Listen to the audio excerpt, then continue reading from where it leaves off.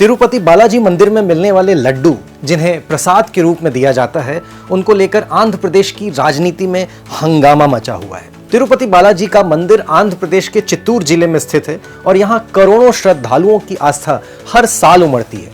लेकिन क्यों भगवान वेंकटेश्वर के इस पवित्र स्थल का प्रसाद अचानक सवालों के घेरे में आ गया है, चलिए जानते हैं। तिरुमला पहाड़ियों पर स्थित भगवान वेंकटेश्वर मंदिर, जिसे तिरुपति बालाजी के नाम से भी जाना जाता है, हिंदू धर्म के सबसे पवित्र स्थलों में से एक है। यहाँ आने वाला हर एक भक्त मंदिर में दर्शन के बाद एक खास प्रकार के लड्डू को प्रसाद के रूप में लेता है।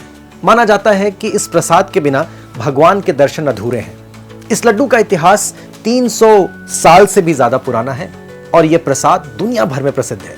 तिरुपति बालाजी के लड्डू को जीआई टैग या ज्योग्राफिकल इंडिकेशन टैग भी मिला हुआ है, यानी इसकी निर्माण प्रक्रिया और सामग्री केवल तिरुमला तिरुपति देवस्थानम के अधीन है। पूरे विवाद की बात करें तो आंध्र प्रदेश के मुख्यमंत्री चंद्रबाबू नायडू ने एक बड़ा दावा किया था कि पिछले सरकार के कार्यकाल में तिरुपति बालाजी के इस पवित्र प्रसाद में जानवरों की चर्बी और बीफ मिलाया जाता है। यह दावा न केवल राजनीतिक विवाद को जन्म दे रहा है, बल्कि करोड़ों श्रद्धालुओं की आस्था को भी झकझोर रहा है। नेशनल डेयरी डेवलपमेंट बोर्ड की रिपोर्ट ने इस दावे की पुष्टि की है, जिसमें कहा गया है कि लड्डू में मछली का तेल, बीफ और चर्बी का इस्तेमाल किया गया था।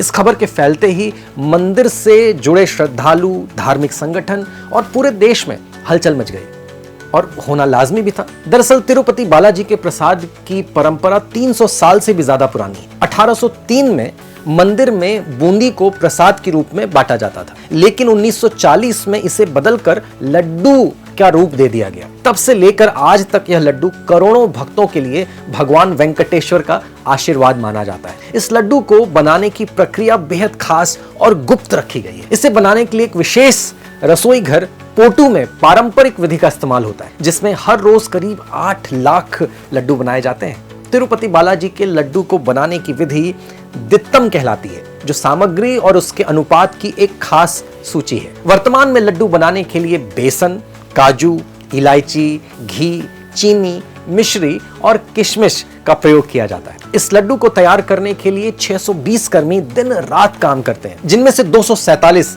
शेफ हैं। इन लड्डुओं का वजन और प्रकार अलग अलग होता है। प्रोक्तम लड्डू, अस्थानम लड्डू और कल्याणोत्सव लड्डू जैसे प्रकार भक्तों को उपलब्ध कराए जाते हैं। इस विवाद के बाद आंध्र प्रदेश की राजनीति गर्म हो गई है। मुख्यमंत्री नायडू ने पूर्व मुख्यमंत्री जगन मोहन रेड्डी की सरकार पर गंभीर आरोप लगाए हैं कि उनके कार्यकाल में इस पवित्र प्रसाद की शुद्धता से खिलवाड़ किया गया। हालांकि तिरुमला तिरुपति देवस्थानम ने इन आरोपों को खारिज कर दिया है और कहा है कि मंदिर में बनाई जा रही सभी वस्तुएं पूरी तरह से शुद्ध और धार्मिक परंपराओं का पालन करती हैं। यह विवाद केवल आंध्र प्रदेश तक सीमित नहीं है, बल्कि अब पूरी दुनिया में तिरुपति बालाजी के भक्तों के बीच चिंता का विषय बन गई है। मंदिर प्रशासन और सरकार के बीच चल रही इस बहस का असर आने वाले दिनों में क्या होगा, यह देखना दिलचस्प होगा। फिलहाल भक्तों की इस आस्था और पवित्र स्थल की गरिमा को बनाए रखना सबसे अहम है। उम्मीद है कि इस विवाद का समाधान जल्दी निकलेगा और तिरुपति बालाजी के प्रसाद की शुद्धता पर फिर से विश्वास बहाल होगा। धन्यवाद।